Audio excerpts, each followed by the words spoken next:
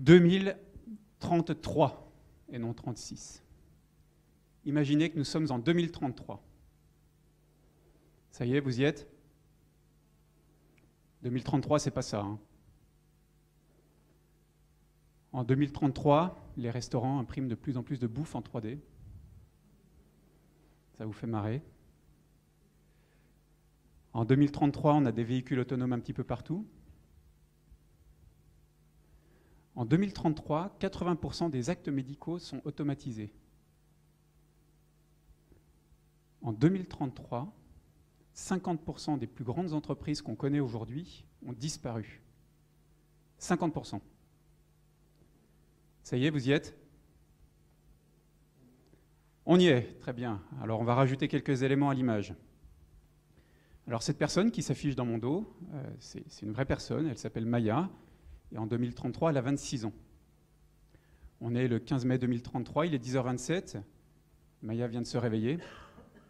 Il est un petit peu tard, elle se réveille seulement parce qu'elle a travaillé tard hier soir. Et je parle de travail, mais en fait en 2033, on ne parle plus de travail, on parle de transfert. On transfère du temps de compétences. Donc Maya vient de se réveiller, elle consulte son iPhone, on a toujours des iPhones.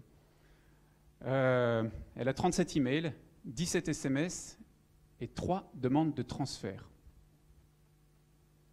Alors les transferts en 2033, ça se passe sur LinkedIn. LinkedIn est devenu la plateforme de référence qui gère quasiment l'intégralité du marché de l'emploi au niveau mondial. Elle a donc 3 demandes de transfert. La première demande de transfert provient d'Airbus. Alors on note au passage que Airbus ne fait pas partie des 50% des entreprises qui ont disparu. Je pense qu'on est ravis. J'ai vu une personne d'Airbus tout à l'heure quelque part dans la salle. Airbus est toujours là, toujours dans le décor. Et Airbus a besoin de quelqu'un comme Maya pour animer un workshop l'après-midi même. Alors Maya cogite un petit peu. Elle se dit en fait qu'elle va faire suivre la demande de transfert à sa sœur jumelle Isoline. La seconde demande de transfert provient d'une jeune femme sahraoui pour un projet d'entrepreneuriat social. Alors en 2033, le Sahara occidental est devenu un pays indépendant et dans ce contexte, tout est à construire et en particulier pour l'exploitation de leurs ressources. Maya adore s'investir bénévolement dans ce genre de projet. Elle décide d'accepter cette demande de transfert. Elle glisse son doigt sur l'interface tactile. Slide to accept transfer. Et elle traitera cette demande dans les jours à venir. La troisième demande de transfert provient d'une start-up, Island, qui vient de lever une jolie somme de bitcoins. Oui, parce que, au fait, en 2033, quasiment tout le monde utilise le bitcoins, ce qui a remplacé la plupart des devises. Et Island a besoin de Maya, et en particulier de ses compétences en marketing stratégique pour le lancement de son nouveau produit. Alors, Maya réfléchit un petit peu, elle se dit qu'elle a traité un projet assez similaire il y a un petit peu moins de 6 mois, et que pour cette mission, il lui faudrait sans doute un petit peu moins de 15 jours, et pour ça, elle serait rémunérée 25 bitcoins, ce qui représente une jolie somme d'argent. Elle décide donc d'accepter cette demande de transfert. Slide to accept transfer. Alors, après cette action, après le slide, la plateforme LinkedIn gère toute la partie administrative.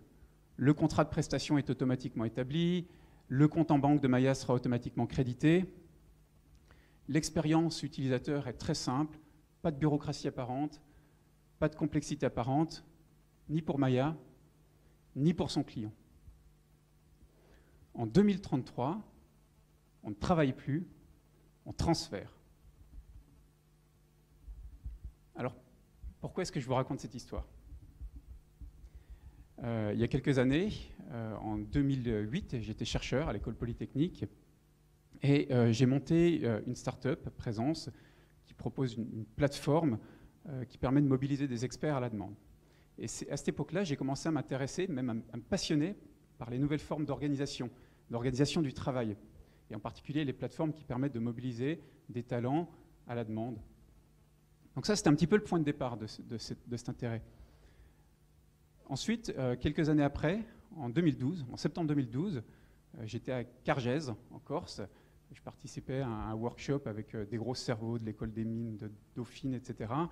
Et bon, il faisait un temps magnifique, on était tous en short, en tongs, et on était en train de discuter de l'origine de la notion d'entreprise, qui est un concept assez récent en fait, dans son sens moderne. Et là, au fur et à mesure de la discussion, j'ai pris conscience d'un truc qui était au final assez peu intuitif, ou contre-intuitif en tout cas pour moi. J'ai eu une sorte de déclic. J'ai réalisé que la direction qu'on prenait en termes d'organisation du travail était en fait assez similaire à l'organisation du travail à l'ère pré-industrielle, au XIXe siècle. Alors déjà, pourquoi est-ce que je crois qu'on va dans cette direction, cette organisation du travail, le transfert? Alors, bien entendu, ça ne va pas s'appeler le transfert, ça c'est un terme que j'ai inventé pour l'occasion, mais c'est le concept qui nous intéresse. Et ce qui se passe aujourd'hui, en 2016, il y a 3 tendances qui sont déjà visibles, observables, et qui sont en train de converger. La première tendance, vous la connaissez aussi bien que moi, ce sont les slashers. Alors, est-ce qu'il y a des personnes de moins de 28 ans dans la salle? Nous avons 3 slashers parmi nous. Alors, les slashers sont les jeunes générations, la fameuse génération Y et plus spécifiquement la génération Z. Et pour les slashers, le monde du travail a déjà changé. On reste de moins en moins longtemps dans l'entreprise, on a plusieurs cordes à son arc, on se vend simultanément à plusieurs organisations. Il n'y a pas que le travail dans la vie, on veut s'éclater. Ça, c'est le monde des slashers et c'est la première tendance, visible en 2016. Il y a effectivement quelques exceptions. De slashers, absolument. La deuxième tendance, ce sont les réseaux sociaux professionnels. Et quand je dis réseaux sociaux professionnels, c'est pour ne pas dire LinkedIn. Parce qu'en fait, si on regarde les développements récents qui ont été effectués par la plateforme, si on regarde leurs acquisitions récentes, on voit assez bien la direction qui est en train d'être prise.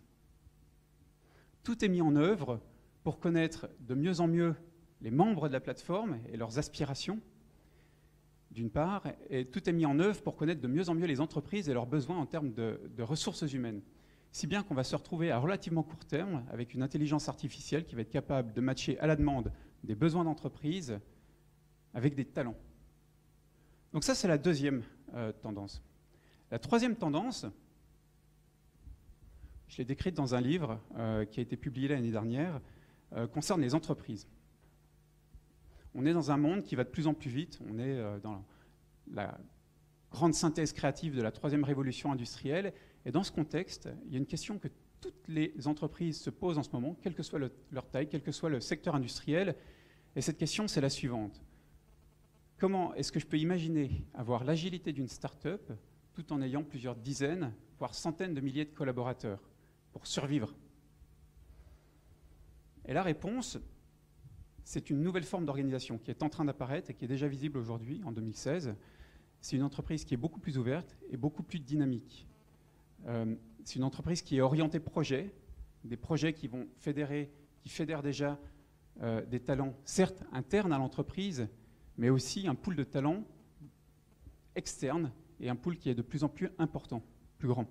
Et donc tout se passe comme si la grande entreprise de demain était en fait composée d'une multitude de petites start-up avec des relations symbiotiques entre ces start-up.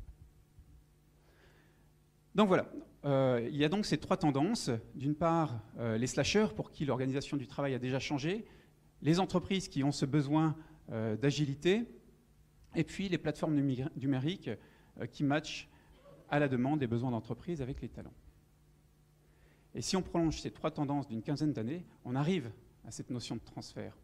Si bien qu'en 2033, on ne travaille plus, on transfère.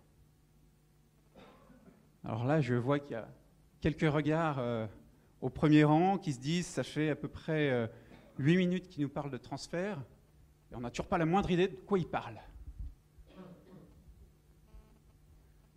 Bon, eh bien, vous allez être surpris parce qu'en fait, les transferts, c'est pas tellement différent de ce qu'on fait aujourd'hui en termes de recrutement. On cherche un job ou alors on est chassé, on envoie son CV, on rédige une lettre de motivation, on demande à quelqu'un de faire une lettre de recommandation, on est sélectionné peut-être, on signe un contrat, on est rémunéré, on cotise pour la retraite, pour le chômage, pour la santé, etc. Au bout d'un moment, on part de l'entreprise ou alors on est saqué Et par là, au milieu de toutes ces tâches administratives, il y a un truc essentiel qui s'appelle le travail, le transfert de savoir, le transfert de savoir-faire. Et bien dans le monde du transfert, justement, toutes ces tâches administratives qui entourent le travail ont été complètement reconfigurées par le numérique. Ça se passe en ligne, elles sont optimisées, elles sont devenues invisibles pour l'entreprise et pour les talents. Et en fait, ce qui se passe, c'est qu'à relativement court terme, les réseaux sociaux professionnels vont avoir cette capacité de matcher à la demande des besoins d'entreprise avec des talents. Et ensuite, il leur suffira de mettre en place l'infrastructure qui permet de contractualiser à la demande, l'infrastructure qui permet de payer à la demande. On va rajouter quelques options. Est-ce que vous voulez cotiser pour la retraite? Est-ce que vous voulez cotiser pour la santé? Etc. Mais on y sera. Le monde de l'entreprise va changer. Le monde du travail va changer. Il va être de moins en moins... il va se dérégulariser. Et la régulation, justement, va venir d'un système de recommandations croisées, les fameuses petites étoiles. Tu es performant, tu montes dans le ranking. Au contraire, tu n'es pas performant, tu dégringoles et tu sors du système. C'est Uber, mais pour les métiers d'entreprise. Retour au 19e siècle, version digitale. C'est Émile Zola, Germinal, le carnet d'ouvrier, avec un petit arrière-goût de steampunk. Et bien entendu, et par ailleurs d'ailleurs, comme le numérique est souvent synonyme d'ultra-concentration, il y a de fortes chances que tout ça soit géré par un acteur unique. Et aujourd'hui, l'acteur qui est le mieux placé pour faire ça, c'est LinkedIn. Donc je vais vous donner un petit conseil d'ailleurs. Si vous n'avez pas encore d'action LinkedIn, je vous conseille d'en acheter. Elles sont particulièrement basses en ce moment et ça va monter. Donc voilà, nos trois tendances ont convergé. Conseil gratos. Nos trois tendances ont convergé. On a inventé une nouvelle forme d'organisation qui est beaucoup plus robuste, beaucoup plus agile. Une organisation qui... je ne vais pas m'arrêter maintenant, je vais terminer. Ce n'est pas la peine de me monter 15 fois le carton rouge. Nos trois tendances ont convergé. On a donc une organisation plus agile, plus robuste, qui recrute des slasheurs à la demande à travers des plateformes numériques. Les slasheurs sont heureux car ils se sont réappropriés leur vie, ils se sont réappropriés leur temps, en particulier par rapport aux générations d'avant, par rapport à leurs parents. Tout est pour le mieux dans le meilleur des mondes possibles. Et d'autant mieux qu'en 2033, il n'y a plus de chômage. Et comme c'est le BCG qui nous le dit, c'est sans doute vrai.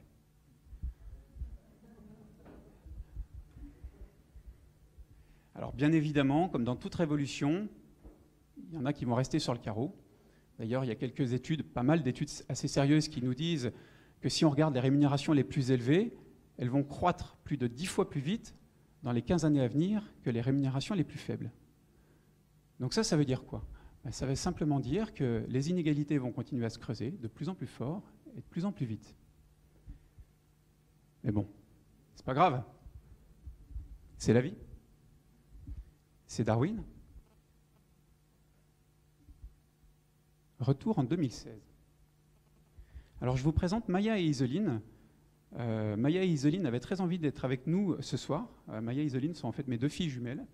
Je vous avais dit que c'était des vraies personnes, mais malheureusement, elles préféraient aller assister à la fête des voisins ce soir.